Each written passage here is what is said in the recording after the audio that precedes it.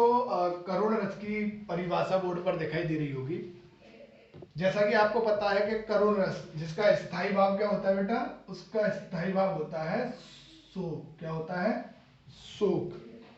तो जहां आपको ये परिभाषा दिखाई दे रही होगी कि करुण रस क्या होता है कि जब अपने प्रियजनों, ठीक है, जब अपने प्रियजनों के बिछड़ जाने या किसी ऐसी वस्तु के नष्ट हो जाने से जो हमारे मन में दुखी का भाव उत्पन्न होता है, उसको हम क्या बोलते हैं?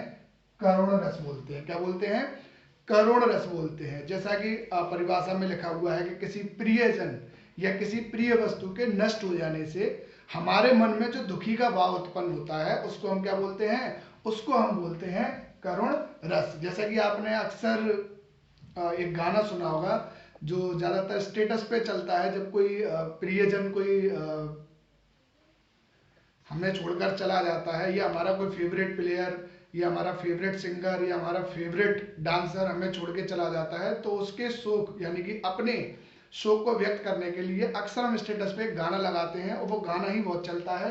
देखा हुआ आपने कि ये जो लिखा हुआ है कि चिट्ठी न कोई संदेश, जाने वो कौन सा देश, जहां तुम चले गए, जहां तुम चले गए, इस दिल पे लगा के ठेस, कहाँ तुम चले गए।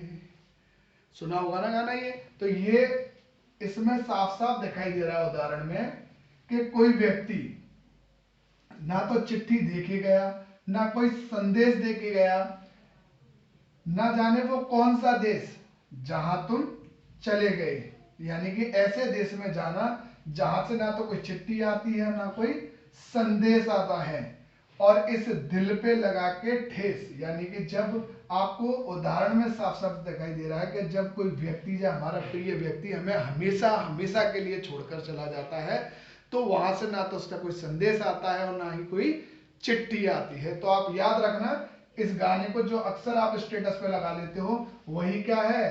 करुण रस का उदाहरण है।